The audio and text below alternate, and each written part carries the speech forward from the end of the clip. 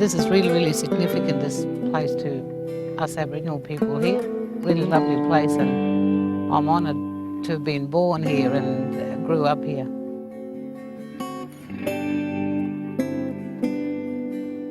It was a long time before the petrol sniffing started.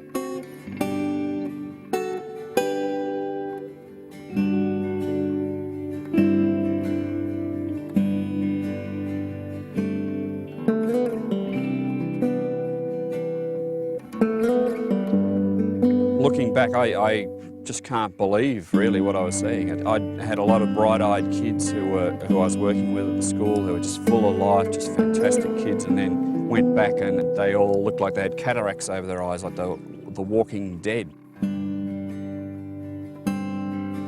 360 degrees, there were people sniffing like everywhere. There were people sniffing playing cards, there were people sniffing on the back of utes driving around, and if somebody ran out of petrol, they'd just go to the nearest car with a bit of hose about that long, top up. You know, soft drink bottles cut off with petrol sloshing around in it, tied around their head.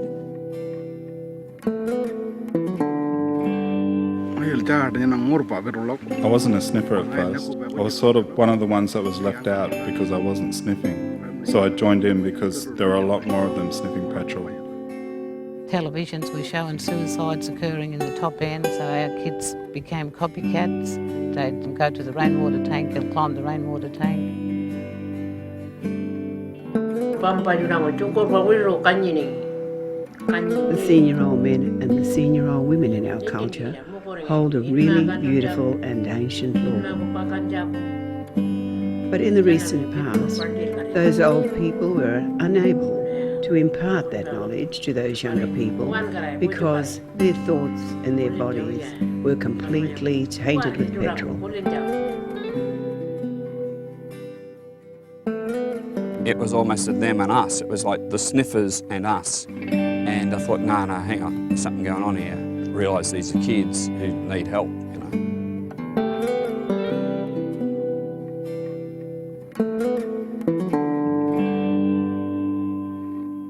It's a crazy idea when you think about it, to email the oil companies. And I thought, well, nobody's going to listen.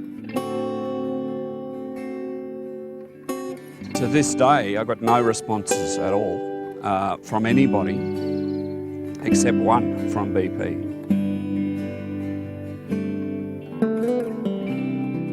Well, Chris Tanguy's email was incredibly powerful. It affected me and affected many people in BP.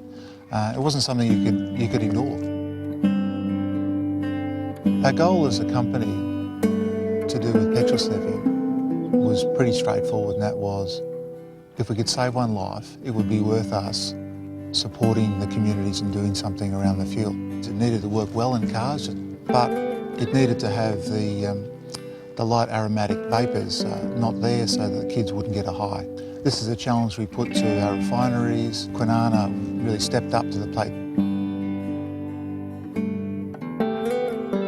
Opal come in and kids started testing Opal. We tried to sniff it, we couldn't get high. We mixed it with cordial to try to get a kick, no kick. We put transmission oil in it, mixed it with Opal, no kick. You could see the frustration in them, but you felt happy that they were frustrated by not developing anything that could give them that kick. So we all thought that it was time maybe for us to give up. You could see these kids starting to walk back into the community again, walk back into the lives of their mums and dads and their people again, and reconnecting back with culture, back with ceremony. The family is all back together again, and mothers are looking after their children again in a way that fell apart in the past. When I was a sniffer, I couldn't play football. My leg don't run too fast because that petrol make weak. I'm a healthy bloke and I can run fast, jump high.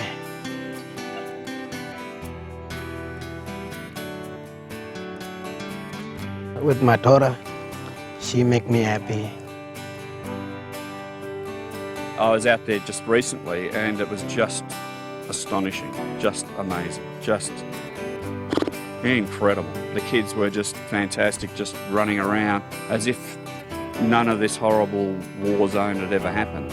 Kids are back having very excellent childhoods, the sort of wild, free childhoods that people dream of for their kids. The community will often tell you things that are incredibly important. It's really about, remembering your humanity.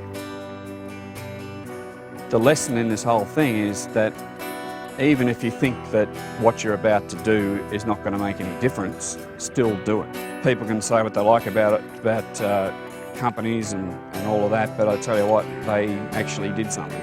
The way they approached it was as if it was happening to their kids. So if I had a hat, I'd take it off to them.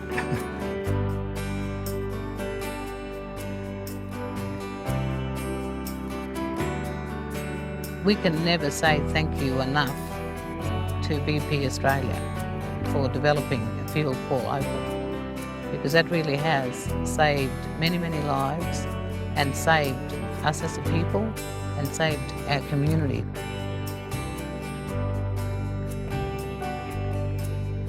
When I was sniffing petrol before, I didn't care about the land. But today, because I'm not a sniffer anymore, I care and love my country.